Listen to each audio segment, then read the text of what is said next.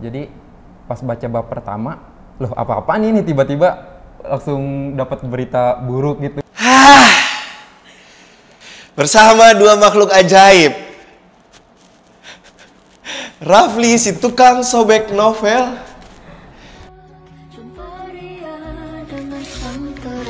dan Ica pembaca yang gue pergokin di Gramedia Jalma, tapi dia nggak kenal penulisnya. Halo, aku yang nulis buku ini. Oh iya. Bagus, pembaca panutan itu justru dia menikmati karyanya aja. Dia nggak peduli penulisnya siapa.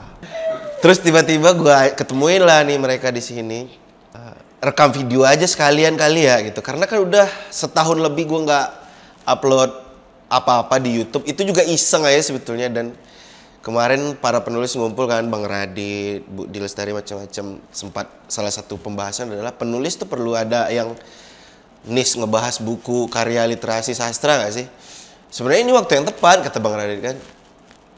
Ya udah, gue masih nggak mikirin apa-apa, tapi tiba-tiba 2 hari berturut-turut mereka ini ada aja kelakuannya.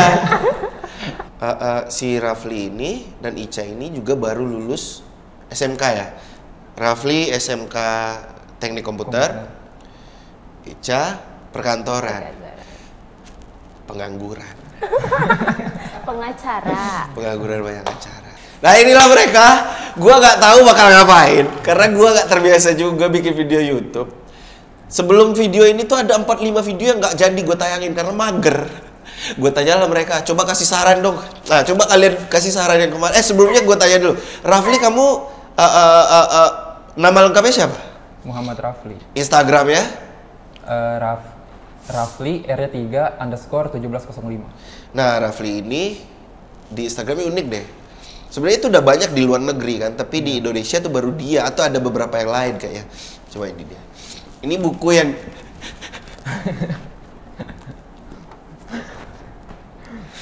men, video lo ini jadi pembicaraan di banyak penulis, di kepala-kepala toko Gramedia se-Indonesia, di Bookstagram, Booktop. Mereka marah karena Anda penyobek.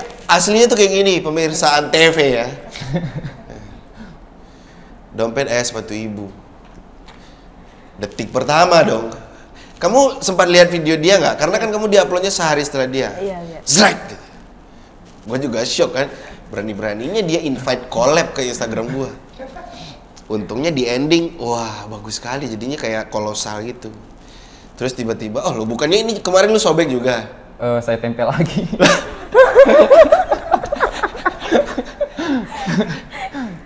Sayang juga soalnya. Oh ini tapi nanti mau, oh iya nih, ini mau lu bikin kayak gini juga? Iya. Nah banyak yang komen Rafli kamu jualan novel-novelnya J.S. Karen versi kayak gini aja gitu. Nah kan Anda pengangguran. Ini gue sponsorin nih. Duitnya buat lu semua. Kalau yang mau silakan ya kontak Rafli. Kalian urus sendiri aja ya. Ini jadi bagus tapi ini lu harus simpan sih. Waktu itu gue berencana mau gue beli aja, tapi dia nggak bales-bales. Ya udah, gue menawarkan sesuatu yang lain karena dia mau jadi penulis. Nanti gue kasih, gue udah siapkan tuh di meja channel ya. Udah kenalan belum tadi?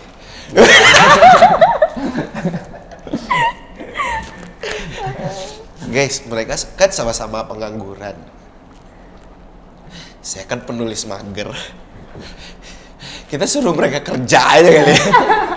Biar membantu Bapak Wakil Presiden membantu Bapak Wakil Presiden memenuhi janjinya 19 juta tenaga kerja. Duanya gue yang kurangin. Ica, kamu kan rumah kamu sebetulnya di sini. Ngapain kamu waktu itu Gramedia Jalma? Emang mainnya ke Blok M. Oh, shit. Kamu sendiri? Waktu itu sebenarnya sama teman. Cuma yang pas aku lagi di situ, temen aku lagi keliling. Lagi nyari buku juga. Oh, pas aku pergokin, kamu cerita nggak ke teman kamu? Cerita. Kamu gimana kamu ceritanya? Terus lo diem aja. Terus lo diem aja, nggak minta foto, nggak minta tanda tangan. Terus kamu bilang apa? Gimana? Orang pas sampai rumah aja tuh masih, itu tadi beneran. Masih shock dia. Masih shock, tadi dia masih sampai rumah aja kayak, itu beneran gitu. Jadi berarti dari Blok M sampai Pamulang, tadi gua ngapain gitu. Dia lagi di pojok gitu bro, serius banget. Oh iya. Oh iya. Nah, makanya kan kalau di medsos gue tuh gue selalu bilang kalau ke penulis, apalagi gue tuh nggak usah ada ngefans lah gitu. Kayak temen aja gitu. Lagian ngefans mah jangan sama penulis, sama orang tua kalian, sama guru kalian gitu. Gue mah abang-abang komplek biasa, serba mageran gitu. Rafli, kenapa sih kamu niatnya tuh dibikin bagus kayak gini tuh apa sih? Yang Anda ada masalah apa sih di otak Anda? Emang sering ngelihat konten-konten dari luar negeri kan ya. Terus sadar juga, awalnya kaget juga ngeliat kenapa buku disobek gitu. Akhirnya pas endingnya lumayan bagus juga kan, terus banyak penontonnya juga kan. Saya mikir juga di Indonesia kan belum ada nih. Kalau ituan sobek buku kayak gitu kan pasti rame nih gitu. Jadi emang udah dipikirin sebelumnya, memang pengen naikin followers lah gitu. Terus, nah jadi ini tuh tadi sebenarnya penerbit udah ada kepikiran untuk bikin hardcover juga. Tapi entah apa yang membuat penerbit Drasindo itu terhambat atau tidak jadi melakukannya, nggak tahu juga. Kayak kita skip, kita udah fokus ke naskah yang lain, terus tiba-tiba lu upload. Ini berapa lama lu ngerjain kayak gini? Seharian sih. Seharian? Iya. Gue baca di komen itu harus hati-hati banget, karena kalau di tengah jalan lu udah mager jadinya. Iya emang. Lu bisa nggak hancur gitu ya? Ini badan, kan punggung buku itu kan sangat rapuh sebetulnya. Nah dia bisa nggak hancur gitu. Ica, kamu bukunya mau dihancurin nggak sama dia? Boleh. Boleh. Ini bahan-bahan bekas atau emang lu beli khusus atau gimana? Beli khusus juga. Pakai kain bludru itu. Oh ini tuh kain yang biru ini? Iya, bukan kertas. Ada yang bilang kayak kitab apa gitu, kayak buku Yasin. Terus ada yang bilang kayak jadi kayak zaman lampau gitu, kayak buku zaman Romawi kuno. Semua buku yang lu punya lu kayak gini kan? Beluman juga sih, baru ada 3. Ada beberapa buku. Nah, gue tuh janji juga ngasih tahu ke dia nanti ilmu gue tentang menulis, apalagi dia kan mau jadi penulis. Lu udah berapa yang lu terbitkan? Sejauh ini baru 2 judul, cuma yang judul pertama udah nggak saya up lagi. Oh, jadi, apa ceritanya tentang apa? Kalau itu emang benar-benar tulisan pertama kali nulis masuk ke dunia penulisan ya. Soalnya awalnya saya coba buat komik, gambar komik webtoon gitu. Cuma menurut saya kalau gambar komik itu udahnya susah gambarnya, makan waktu banyak. Terus ceritanya nggak bisa langsung dijabarin semuanya. Jadi saya milih yang instan aja gitu. Jadi kenapa nggak nulis aja gitu. Tapi ceritanya tentang apa yang pertama itu? Yang pertama itu tentang superhero. Karena awal saya nulis itu saya emang udah nonton film Gundala juga, jadi banyak gitu. Referensi dari situ. Jadi maksudnya superhero-nya Indonesia? Iya, lokal. Ya, kalau yang kedua tentang apa? Kalau yang kedua tentang kayak anak broken home gitu bisa dibilang. Oh itu yang kemarin lu posting ya, judulnya apa yang kedua tuh? Yang covernya di atas genteng itu bukan? Ya. Malam Ini Bersama Juan judulnya. Malam Ini Bersama Juan itu lu terbitkan sendiri? Iya. Cetak sendiri? Iya. Itu udah selesai? Masih direvisi, cuma udah mau selesai. Itu akan terbit sendiri aja? Sebelumnya kan emang terbit sendiri, terbit mandiri ya. Biasanya pengen buat fantasi sih. Fantasi gini, kalau gua kasih saran, gua itu dari awal dari penulis sama kayak lu, naskah gua fantasi semua sebetulnya. Tapi nggak ada yang tembus penerbit satupun. Yang baru tembus itu kan Melangkah, tapi itu kan fantasi masih tipis-tipis, sama yang Bungkam Suara. Kenapa penerbit nggak percaya? Bukan nggak percaya, tapi karena menganggap kata pembaca Indonesia tuh penulis Indonesia tuh nggak meyakinkan kalau nulis fantasi. Nah masalahnya ternyata setelah gua tes lewat novel Melangkah dan Bungkam Suara ada aja tuh yang baca. Nah jadi saran gua di awal-awal lu mungkin tulis yang slice of life dulu, yang drama, karena fantasi itu untuk membuat relatable faktornya lu perlu kerja lebih banyak dan lu butuh jam terbang. Kalau lu udah baca series Bumi, Bang Terelie sama Aroma Karsa, nah itu kan terlihat sekali jam terbang. Nah, gue juga itu baru yang full fantasi novel gue tuh baru tahun depan 2026. Sekarang nyata pengen coba ke penerbit indie lah gitu, penerbit. Oh, lu udah kirim ke beberapa penerbit?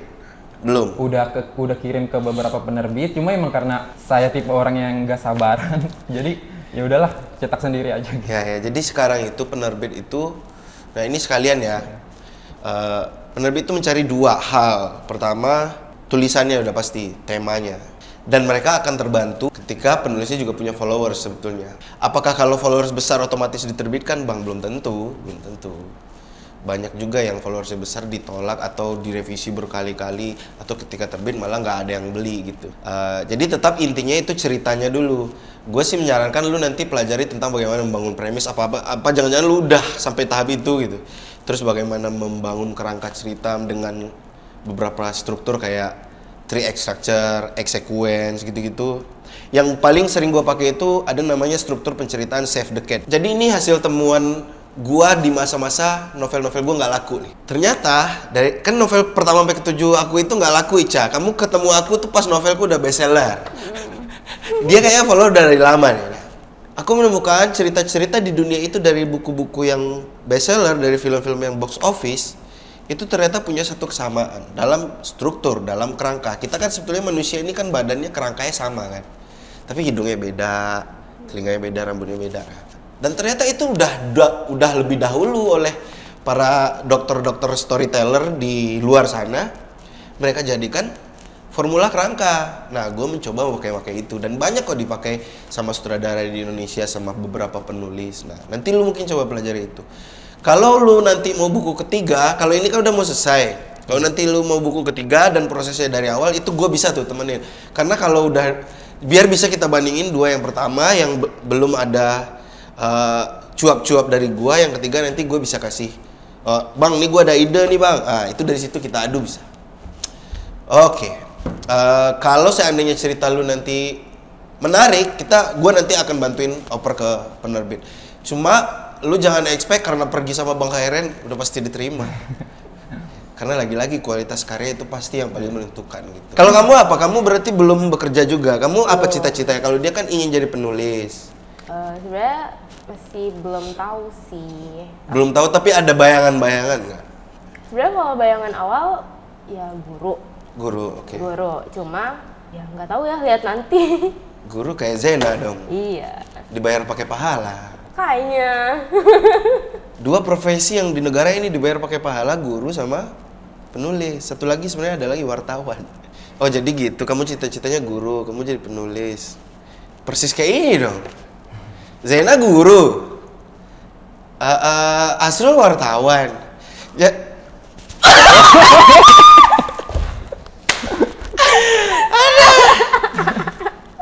Cerita ini tahun 80-an, 70-an. Kenapa di 2025? Tapi kalian udah tahu kalau ini tuh sebetulnya kisah nyata orang tua gue. Kalau lu udah tahu, kamu belum tahu. Tapi kamu sebelum kesini akhirnya udah tahu. Belum juga? Ini kisah nyata ibuku sama ayahku. Waktu mereka SMA, terus kuliah, nanti hidup bertemu.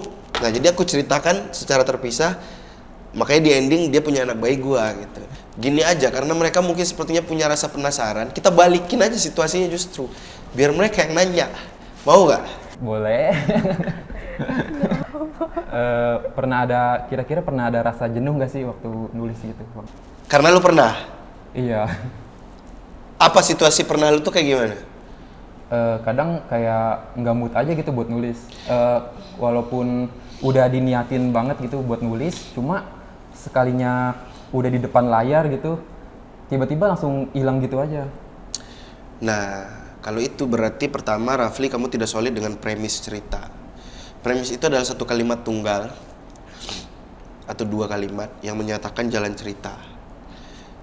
Zena ingin punya sepatu baru dengan cara lulus dari sekolahnya dan diterima di universitas. Akan tetapi ayahnya yang tadi menjanjikan sepatu baru meninggal dunia di perjalanan. Zena, tokoh, punya keinginan. Tokoh lu seperti itu nggak? Dia punya keinginan yang besar nggak? Zena punya keinginan besar, punya sepatu. Kenapa itu besar? Karena kan Zena itu anak orang miskin ya. Mereka 11 bersaudara, nggak ada yang pernah beli sepatu baru. Nah, Zena punya sepatu itu adalah keinginan besar bagi dia. Tapi keinginannya itu tidak jadi tercapai dengan sebuah hambatan. Itu dia miskin dan bapaknya yang tadi subuh janjiin sepatu baru meninggal dunia 2 jam meninggal dunia di perjalanan menuju tambang emas gitu. Itu kan bunyi tuh. Mana? Nah, jadi sepanjang cerita dari sudut pandang Zena, dia mencari sepatu itu. Mana? Dia bekerja untuk bisa beli sepatu. Udah ada pun uangnya, udah ketemu pun pasangannya, dia masih nggak bisa menemukan sepatu itu. Sebanyak apapun uangnya, dia ternyata yang dia butuhkan adalah sepatu yang dulu dijanjikan ayahnya. Nah, cerita lu periksa. Sudah punya belum benturan yang bunyi kayak gitu? Lu udah baca belum Kado Terbaik? Baru baca beberapa bab. Gua kasih PR, lu tentukan itu premisnya apa. Kedua, gua membangun kerangka cerita. Jadi ada 2 jenis penulis nih, yang penser sama yang planter. Penser itu ya dia duduk aja. Oh, ada ide, ada anugerah, ada wahyu gitu. Ngetik, mentok, ya udah besok lagi tunggu. Ada. Kalau gue enggak. Gue detailkan dulu. Oh, ini episode 1 tuh harus muncul apa? Episode 2 sampai ending. Udah selesai baru gue mulai nulis. Makanya gue bisa mengetik sebuah novel itu cuma 2 mingguan. Seminggu, 2 minggu, 3 minggu. Tapi itu mengetiknya aja. Kalau dari membangun kerangka, dari membuat tokoh-tokohnya itu bisa berbulan-bulan, bertahun-tahun. Karena gue udah jadi dulu. Nah, terserah nanti Rafli mau jadi yang seperti apa. Tidak ada yang lebih baik dari kedua itu. Nah, kalau masih mentok, berarti lagi-lagi periksa. Kayaknya ini tokohnya belum jelas keinginannya. Konfliknya belum bunyi. Karakter developmentnya benar-benar nggak ada petanya gitu. Nah, itu ya. Kalau nanti, Bang, ini udah gue coba kok masih mentok. Itu jurus berikutnya. Oke? Ica, kamu udah tamat bacanya? Tinggal dikit, tapi udah tinggal 1. Kamu sampai bagian yang mana? Yang umaknya meninggal. Banyak yang bilang katanya episode 1 tuh nangis. Kalau penulis kan kita nggak bisa lihat orang baca ya. Aku tuh jarang bisa melihat orang baca. Pas ngeliat kamu kayak gitu banget tuh kemarin, makanya oh iya. Nah, itu benar nggak sih? Ketika episode 1, 2, 3, 4 halaman itu sangat menyedihkan, sangat sendu gitu. Aku enggak. Kebetulan karena emang aku bukan tipe yang gampang nangis sebenarnya. Jadi kayak oh ya udah, sedih sih, cuma emang nggak nyampe yang nangis gitu. Berarti Anda semua bohong ya? Fake ya? Atau mungkin karena bacanya di tempat umum juga? Enggak, bisa jadi. Bisa jadi kayak aduh malu di kalau nangis nih gitu. Kalau Rafli gimana? Sama, enggak nangis juga. Cuma emang pas baru awal baca kan itu termasuk buku cetak pertama yang saya belikan di waktu mau mulai hobi baca gitu. Oh, oke. Iya. Jadi pas baca bab pertama, loh apa-apaan ini tiba-tiba langsung dapat berita buruk gitu kan karakter utamanya. Sebenarnya kayak ya gitu sih reaksinya, nggak sampai nangis juga. Cuma shock aja iya. Ya.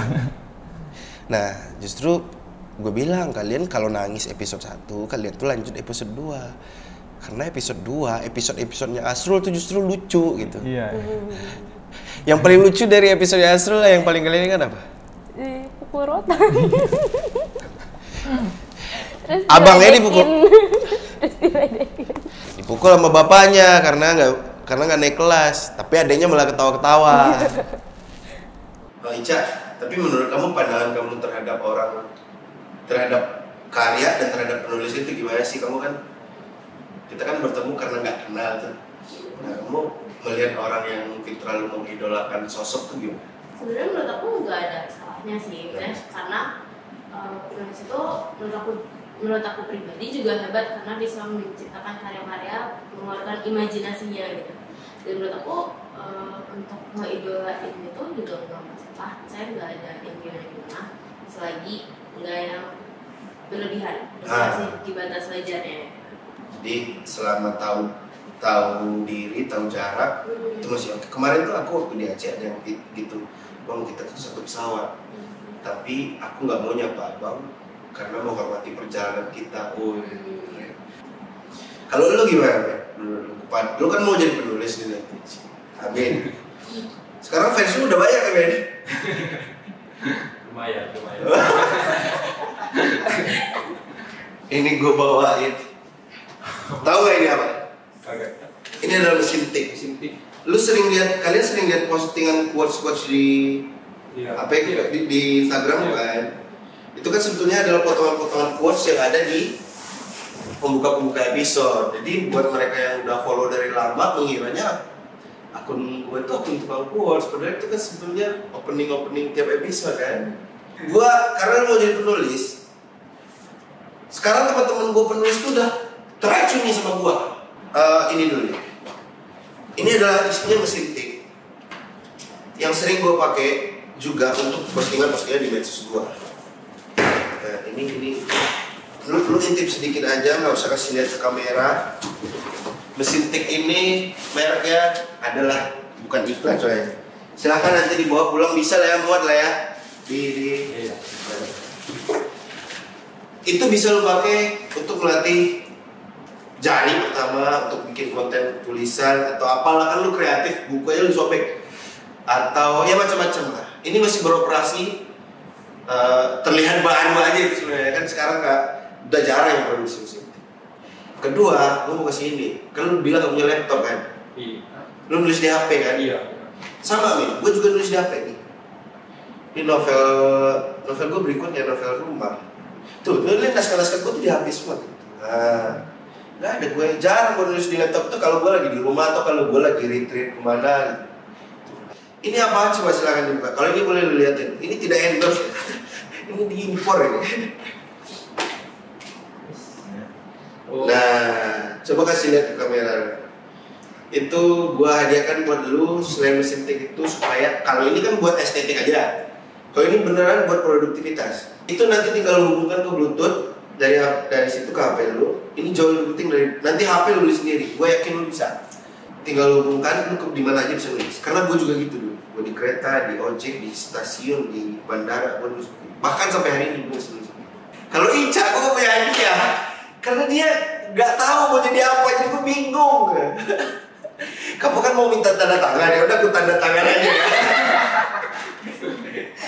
Iya, lunas ya teman-teman ya. Udah dari tanda tangannya nih.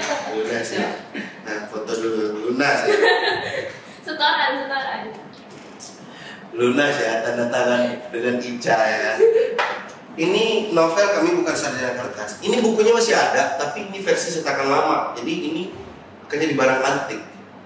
Sekarang kan udah beda covernya ya, terbitan Garasindo. Ini gua punya nggak banyak. Gue cuma punya kurang dari 10 versi cover lama ini. Nanti mana tahu setelah membaca ini kalian menemukan sesuatu. Oh, gue kayaknya harus bersikap ini untuk masa depan gue, untuk diri gue sendiri. Gue harus ambil keputusan. Gue harus bisa negosiasi dengan orang tua. Oke, silakan dibuka, kalau mau ditandatangan juga boleh sekarang. Ini lu sobek lagi nggak nanti? Nggak boleh kalau ini. Itu akan jadi langka lagi ya. Percaya sama gue. Yang cetakan yang ini. Tapi kalau dia, biasanya dia sobeknya bagus banget, gimana ya? Ya udah gini deh, Ica boleh nggak dia sobek? Jangan. Udah mulai ngelarang-larang ya. Udah mulai ngelarang-larang. Baru kenal barusan. Sebenarnya aku mau nanya tentang Mau nanya tentang writer's block. Jujur aku kan pernah nulis juga. Ya. Sering tuh kayak aku udah ada nih kayak dari bab 1, 2, 3 gitu. Nah tapi kadang tuh suka bingung kayak untuk lanjutinnya tuh gimana. Padahal udah ada sebenarnya. Tapi bukan jenuh. Kalau jenuh kan emang gak mau lanjutin aja. Aku masih mau lanjutin. Cuma aku tuh bingung gimana harus aku ubah ke dalam tulisan. Terus gimana aku ngembangin ide premis yang aku punya ini ke dalam tulisan dalam bentuknya banyak gitu. Nah berarti ini sudah kurang lebih mirip dengan pertanyaan Raffi tadi, cuma agak lebih mendalam lagi. Pertama, writer's block. Ini pilihan ya teman-teman. Saya karena memutuskan menjadi full time writer, penulis profesional. Di dalam kepala saya, di dalam keseharian saya itu udah nggak ada istilah writer's block. Nggak boleh ada itu. Kenapa itu jadi nggak ada? Karena habitnya dibangun. Gue tuh nulis pagi jam 4, jam 5 sampai jam 6, jam 7 tuh gue nulis. Mau jelek, mau apapun gue nulis dulu. Di sini kan ada saraf otak kan, myelin namanya. Dialah yang bergerak sendiri. Menulis itu sebetulnya udah terjadi prosesnya di kepala kita kemarinnya, tinggal dikeluarkan. Banyak orang mau jadi penulis tapi dia nggak benar-benar menulis, dia berpikir saja mau jadi penulis. Nah kalau kita atlet pencaksilat gitu atau atlet voli, bola datang kan kita nggak mungkin mikir dulu baru refleks kan, begitu juga menulis. Berarti jangan-jangan sebetulnya refleksnya, habitnya belum kencang gitu. Tapi kan aku takut bang kalau jadi jelek, ya nggak apa-apa, keluarkan dulu yang jelek-jeleknya. Begitu yang jelek-jelek itu keluar, kalau nggak ada novel pertama, kedua, ketiga aku yang jelek, nggak ada novel-novel mega bestseller yang hari ini. Jadi, lalu kalau di tengah bentuk gimana bang? Lagi-lagi periksa premisnya, periksa kerangkanya, periksa journey dari si hero-nya, dari si tokoh-tokohnya. Jangan-jangan memang melenceng dari premisnya gitu, kadang tuh memang kayak gitu. Tapi kan perlu dikalibrasi ulang bang. Nah, disitulah jam terbang yang menentukan memang. Gua novel rumah itu gua nggak ada kalibrasi terhadap kerangka sama sekali. Benar-benar kerangkanya yang lama gua racik, udah yakin udah di luar kepala, prep jalan. Karena udah tahu nih beat-beatnya akan seperti apa, dialog-dialognya seperti. Nah, kan kalau ada orang yang menganggap ada writer's block itu ya karena tutup dinding ya. Berarti lah, lu larinya jangan di ruangan lah gitu. Kamu larinya jangan di ruangan. Itu bisa juga ini masalah paling umum nih. Idenya nggak ada lagi, atau idenya nggak sekaya bab-bab sebelumnya. Nah itu juga sering tuh. Idenya nggak semenarik bab-bab sebelumnya bang. Atau sebaliknya, aku menyimpan ide terbaik untuk di belakang. Pernah juga nggak kayak gitu? Kalau untuk kasus kedua jangan. Justru yang paling menarik kamu taruh dulu di depan. Dompet ayah seperti ibu kami, lu nanti kalian kan baca ini udah terperangah nih. Lu baca ini, lu bingung kenapa bisa ada opening novel gitu ya. Nah, jadi langsung gue taruh di depan. Tapi bagaimana bang kalau kasus yang pertama yang ternyata nggak semenarik itu ya setelah itu, berarti itu riset. Apa itu riset? Riset itu adalah mencari, memburu ide. Ada novel gue judulnya Melangkah, itu risetnya yang paling rumit kualitasnya. Gue sampai harus bolak-balik ke Indonesia Timur, ke Sumba, ke Banggai, ke suku-suku Bajo, ke macam-macam keliling Sulawesi untuk menemukan cerita-cerita otentik yang kemudian gue kawinkan dengan pencaksilat, dengan petualangan anak muda, dengan ilmu ekonomi, dengan mafia. Tapi kan itu bentuk tertingginya. Kalau yang ringan-ringan dari kehidupan sehari-hari gimana bang? Kamu wawancara orang terdekat. Cerita kamu tadi apa yang kedua? Tentang keluarga broken home. Iya. Kamu cari itu teman-teman atau kamu hadirkan aja. Kamu ngobrol aja sama tokoh itu. Anggaplah dia ada di situ sekarang. Kira-kira dia akan bereaksi apa terhadap obrolan kita ini? Ada juga saran begini. Ditulis aja dulu. Ini gue mendengar dari Bang Terelie sih waktu itu. Kami sama-sama talk show berdua. Terus tiba-tiba dia nyeletuk dengan cara yang santai banget. Kalau writer's block itu ya tanya aja sama ibu kamu yang lagi masak. Gimana bu cara memasak? Ya dimasak-masak aja. Nulis itu juga kayak gitu ternyata. Ditulis aja. Bisa nggak bu memasak blog? Jadi lagi masak tiba-tiba aduh males. Jadi kita makan gitu. Nah coba diteruskan saja dulu jangan. Kadang tuh justru ide hebatnya itu keluar setelah kamu paksain yang bagian males itu males. Ternyata jadi keren. Itu tuh nggak sering terjadi tuh kayak gitu, muncul dengan sendirinya mengalir. Kata salah satu penulis terkenal dunia Ernest Hemingway itu menulis itu ya duduk depan mesin ketik berdarah-darah udah itu nggak mikir cuma kalau lu mikirnya doang kapan nulisnya kapan akan selesai karyanya. Rafli ada pertanyaan juga.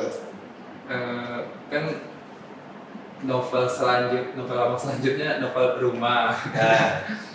Itu kan belum dikasih tahu sama sekali kan blog-blognya, sinopsisnya. Blog itu bagian belakang dari novel ini teman-teman. Dia namanya Blur. Oke, gua coba tanpa baca sinopsis formal ya. Jadi ceritanya itu tentang perjalanan mencari rumah. Bukan beli rumah di saat situasi ekonomi begini. Tapi orang-orang tuh, gua melihat banyak orang tuh pulang ke rumah tuh justru berantem, berkelahi lagi, bertarung lagi. Rumah itu harusnya tempat boleh nyaman, boleh gagal, boleh nangis, Tapi banyak sekarang yang nggak kayak gitu.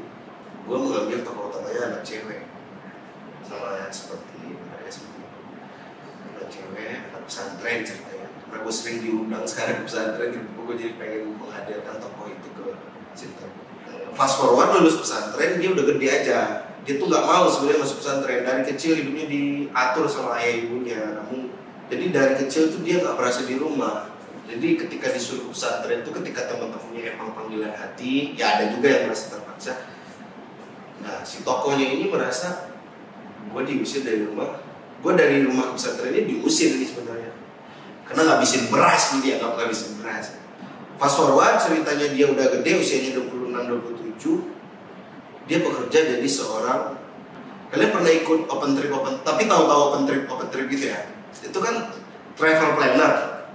Si tokoh utamanya ini luxury travel planner. Jadi klien-kliennya itu adalah orang-orang super kaya 1% yang di data pajak tuh nggak ada namanya, mafia lah. Jadi sekali jalan-jalan itu ke tempat-tempat yang super aneh, aktivitasnya juga aneh-aneh, sampai merekrut putri duyung lah, sampai pergi ke pulau yang sangat jauh. Di dunia ini ada namanya Pulau Tristan da Cunha, atau pergi ke pulau di Jepang, tapi aneh-aneh aktivitasnya. Si cewek ini jadi lama-lama jadi berandal, jadi nakal, jadi jahat. Sampai satu ketika dia dapat klien orang Indonesia.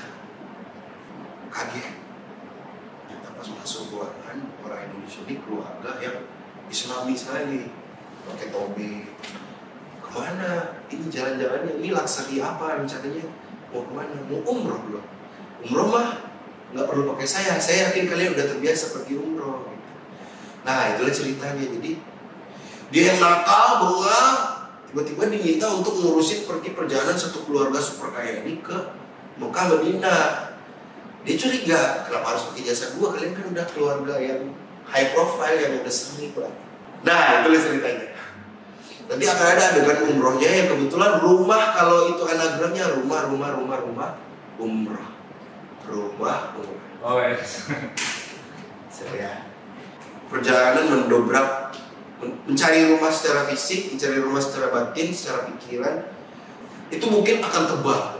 Jadi kalau lu sobek-sobek susah gitu. Kan banyak yang protes, bang tipis banget novel bang, 200-an halaman bikin yang tebal, gue bikin tebal. 2 kalinya dompet seperti ini. Lu yang kedua tuh udah selesai bukunya. Yang ketiga mau mulai nulis apa? Masih perlu nggak lu jualan ini? Berarti nggak perlu lagi. Perlu banget. Udah gini ya. Gue mintain ke penerbit harga modal doang. Kasih ke lu. Nanti lu jual. Ica, ini kan bukunya harga 48.000. Kalau dibikin sampai kayak gini sama Rafli, kamu rela beli berapa? Nggak ada biasanya, ini luar biasa. Nggak ada biasanya. Ada harga hardcover gitu kan. Tanpa kamu memikirkan itu, menurut kamu rela keluar uang berapa nih? Banyak.